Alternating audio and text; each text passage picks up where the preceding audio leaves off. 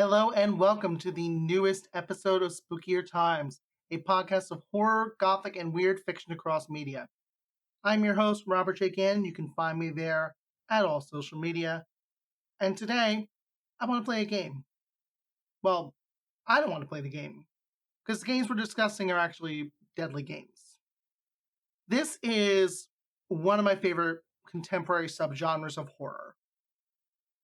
Some more popular entries you might be familiar with. The entire Saw series can be considered game horror. Battle Royale is game horror. And what I mean by game horror, you have a horror film, a horror story, whatever medium you're using, theater, video games, books, film, television, where contestants are trapped in some kind of game for other people's entertainment. The rules can vary, how the scenario is set up. Is it one scenario? Is it multiple scenarios? But it comes down to, if you lose the game, you lose your life. This is a hard pill to swallow. And a lot of what happens in these films is that the characters don't really believe it, and then they see someone die, and then they're suddenly serious about it. And a whole lot of chance goes into play because you don't know who's going to suddenly rise up, you don't know who's going to avoid playing, and you don't know how other people's actions are going to impact how you survive. One of my favorites, throwing this out there now, Series 7's The Contenders. If you can find it, please do. It has a very similar premise to Guns Akimbo, which just came out last year in the United States. But basically, it's a long-running reality show where contestants have to survive multiple rounds of a murderous game to earn their freedom. And you're randomly pulled from the entire population of the United States. Cameras follow your every move, and the current champion that only has to win one more time, and you win by murdering all your fellow contestants, is a woman about to give birth. This film is heartbreaking and scary and deserves so much recognition that it does not have usually. If you can find it, watch it. But today, we're going to focus on one that's a little more easy to watch. This is Would You Rather, which is from director David Guy Levy, and it is streaming on Netflix. I did not know what I was going to get into when I first watched this film, and it's one that I keep coming back to again and again and finding new meaning and layers in. The basic premise is this. Iris, our main character, the one we follow through, which is a big part of the Deadly Games trope. You'll follow a lot of character stories, learn a little bit of this, a little bit of that, watch how they lose or win the game in the end. But there's one, maybe two characters you'll follow their whole journey through. And they are the connecting thread that brings everyone else together on this journey. It's essential to the story. You need that audience surrogate to justify watching it from the perspective of the contestants. Because if you don't watch this story from the perspective of the contestants, you're watching it from the perspective of the people who've established the rules of a deadly game, meaning that you're rooting for the villains, not for the character's survival. It's a slight distinction there, but it's one that does help make this genre a little more tolerable. Iris is a young woman in debt. She's trying to work multiple jobs to meet ends meet, and more importantly, pay for her brother's experimental cancer treatment. He will die if she does not get the money to get him his procedure. She's offered the chance of a lifetime to pay off all her debts and everything else, cover every expense she needs, make her a very wealthy person, just for playing a game with a wealthy benefactor. She agrees, a little bit hesitant, not quite sure what to make of it, but she does eventually agree to go. And she joins a dinner party at this beautiful mansion where everyone has to give up their personal belongings at the door and sit down at the table. You meet a bunch of other contestants. Some highlights among there's Travis, who's a war veteran. He clearly is suffering from PTSD of some kind, but he's ultimately there in a supportive role to everyone else there. Linda is a paralyzed woman in a wheelchair. Kind as can be, very sweet person. And Amy Well, Amy's another part of the deadly game genre, one of the tropes actually, of the contestant you learn to fear. What do I mean by a contestant you learn to fear? Amy could have a very compelling reason. We know nothing about why she's there. We learn about almost everyone else in the game and what brought them there. Actually, we do learn about everyone else in the game, but Amy, we don't. Even if we don't specifically learn, like we don't know what Linda needs out of this game, but she's an older woman paralyzed in a wheelchair. Like, there's got to be medical expenses or some reason she's there. Amy is there, and Amy is there to play. When we first meet her, she's hidden in the corner, in the shadows, not talking to anyone, just scoping out what you can see, staring as everyone comes in. She takes the corner seat at the table, closest to the door, where she can watch the man leading the game and all of her competitors at all times. She is playing with strategy, and the game even comments on how likely she is to win. You have this kind of trope in every Deadly Games film. Someone is an expert, whether it be on the villain side or on the competitor side. And chances are they're not going to win in the end. But, ooh, they are terrifying and they come so close. And if we weren't meant to root for the hero, and if we weren't meant to have a slight chance at a happily ever after, they probably would win. If this was real, they're the winner. You learn to fear them, and that's part of where the terror comes from in these films. So the characters sit down at the dinner table, and things start playing right well. This man is very wealthy, and he's very clearly having a good time messing with these contestants he's done research on. Iris is a vegetarian. He drops $10K on the table and tells her, eat this steak and the money's yours. She eats the steak. There's an alcoholic who hasn't had a drink in over a decade. He can drink a snifter of brandy for $50,000. He throws his sobriety out the window to earn $50,000. We learn very quickly that everyone in the game is desperate. Just from those two little entries, just like a try this, try this. It's a less violent equivalent to that iconic scene in Battle Royale where the one student who acts out when the rules are explained has his collar detonated. And then that scene is repeated in Battle Royale too, which we don't talk about. Anyway, they are given one chance to leave with what they have, walk away, and not have to play. No one takes the chance, and now they're trapped. One person will walk out of this game alive. They will be wealthier than they could ever imagine. Everyone else dies. Whether through the mechanisms of the game, or from their competitors, or from the host's unwell son who enjoys making them suffer.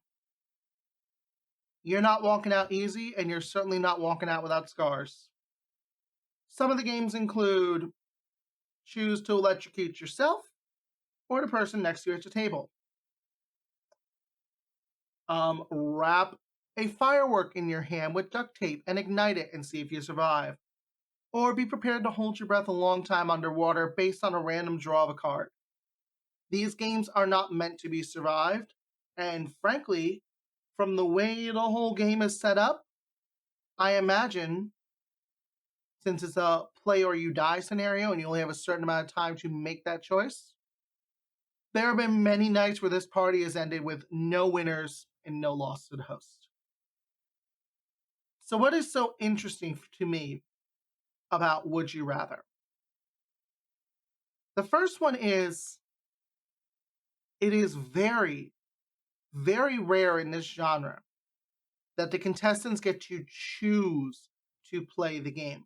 They don't know what they're agreeing to, but I'm thinking off the top of my head, at least in films, I cannot think of another one where the contestants are given the option of saying, you know what? I'm good. I'm going home. Don't need to play. See you later. Bye. Doesn't matter that none of them take it.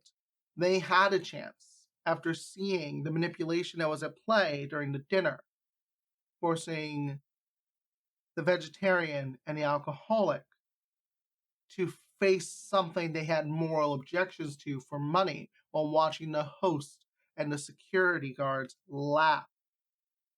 They had the chance to walk away. They just chose not to. I would imagine I would be like, you know what? This doesn't pass the smell test and try to walk out. Doesn't mean that I wouldn't be killed, but the option is there. Most games you're forced to play. They choose to play and then cannot back out later. That's a slight twist that pays off so well. You agreed to the rules. You agreed to play. Oh, you changed your mind? That's not in the rules and you can't. And if you try to, we're going to punish you further. Yikes. Another one for me is actually why I brought up Series 7 to Contenders and why I brought up Battle Royale. A lot of Deadly Games films stumble when it comes to character development. You don't learn enough about everyone playing the game to actually care. Would you rather? I cared about all of these people, even if we don't learn everything about their background. And some of them are meant to just be like, oh, well, I wanted to say, done, cut them off, literally. You care about these people. You have a reaction to them. You know something. I feel bad for all these people in the game, Amy included. And we just know that something has led her to the point that she is willing to do anything to eliminate her competitors and win that money. I mentioned a few of those characters already. Linda is just such a kind and sweet presence. And the only person who actually seems willing to hurt her is Amy. And she doesn't even seem like she 100% knows what's happening, but she is scared. Oof. Travis has so many layers to him as the war veteran and what he chooses to do to try and help everyone in the game. Iris has so much going on beneath the surface. She's not even allowed to worry about her own concerns because she is playing the game for her brother. And Amy, my sweet Amy, she is terrifying. Oh my God. My eyes are always drawn to her and how she reacts to the events happening around her in this film. It is breathtaking horror villain work. Another reason why I'm so drawn to Would You Rather, and this is like one of the big issues that people have with the Deadly Game shows. Why don't you try to fight back? Why don't you try and take those chances to escape? These contestants do. They work together every chance they get to try and make it out, or try to bend the rules, or try to get away with it. And it becomes very clear that this is a game with long established rules. Oh, you don't want to hit someone else at the table with that weapon that's stronger than a whip and made of bone. I think it's made of bone. It's made of bone. Well, now our former secret agent from England is going to administer the beating for all the contestants. And it's only going to go to the one person that you try to save by just slightly slapping them. Oh, you managed to take out one guard? Here's a bullet to the head. Oh, you got out of the room? We're going to drag you back into it. Oh, someone else showed up to help you knowing what was happening in the game? They don't get to play a second time. They are done. They relinquish their victory. These contestants do the right thing to survive. That you are always screaming, why are you running up the stairs? Why are you hiding in a closet? Why don't you just leave? they do the right thing and the game is smarter than them. It's nice to see that you can establish that kind of conceit, which obviously you can. It's horror and it's fiction. You can do whatever you want. But it's nice to see that you actually can build that into the suspense structure. Like every so often they try something, pushing the rules a little further, and they get slapped back in new and unexpected ways. It's refreshing. It's what people ask for. I'll also say, novel to this film, I think all the scares work. It does get gory, it does get bloody, it does get very disturbing. I think all the scares and all the games they set up work. This isn't like, wait, why are they hanging by barbed wire from their neck but standing on the platform? And how is that meant to do anything? And why is the wire, but the mechanics of this game, and how are they just hanging there before? Like, this isn't like Saw, which I love the Saw series. But there are some traps in that game you're like, wait, no, that doesn't make. We're not dealing with the opening. The opening scene? Is it the opening scene? The scene in Saw 3D where there's the glass cube in the park and the two guys pushing the saw blade at each other and the girl that they're both dating hanging from the top. There's none of that nonsense. No, I believe that you can hand people an ice pick and say, stab yourself or stab someone else. And that could go down. I believe that someone could hold someone in a barrel of water and say, good luck. And that could happen.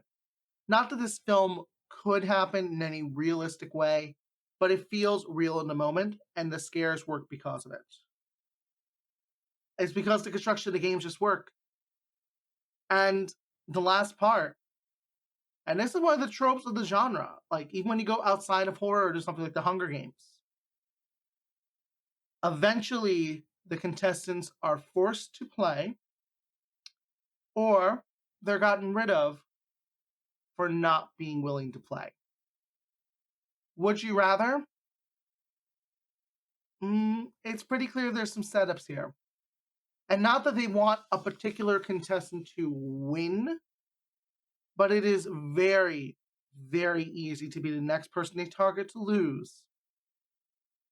There's this one game later on where contestants have to choose between a card and another option, right? And the first card we see is awful. So the next person chooses the other option, and it's just as awful. And then we see what the card was that she could have chosen, and it's terrible. And then the next person, because she saw what the other option was like, chooses the card, and it's even worse than the last. These decks are stacked literally for the entertainment of the host who just wants to watch people suffer. And your punishment for failing to play by the rules is becoming the subject of the next game. If you're not willing to shock someone, then you're the one who's going to get stabbed or beaten or shot for not complying. Other games, it feels like you can wait stuff out. Like, I love Battle Royale. Read the book or watch the film. The contestants, the children in this deadly game that tend to last the longest are the ones who chose not to play. Things happen to them, but the ones that hide and avoid conflict are rewarded. Not here. You try to hide here, you're the next target. It is so wild and so unpredictable, and everyone has a breaking point where they either suddenly become as big a threat as Amy or just choose to die and get it over with. That's going to be it for this episode of Spookier Times. Once again, I'm your host at Robert J. Cannon. I have a bunch of links in the description below. I have books. I have a website. I do Twitch streams. I do videos. I have a merch line, which includes this lovely hoodie with a pumpkin on it. My little Other Robert Love emote for my Twitch stream. Follow me on social media at Robert J. Cannon. And until next time, check out some deadly game films. check out some books, check out some Deadly Game games. It can be a lot of fun.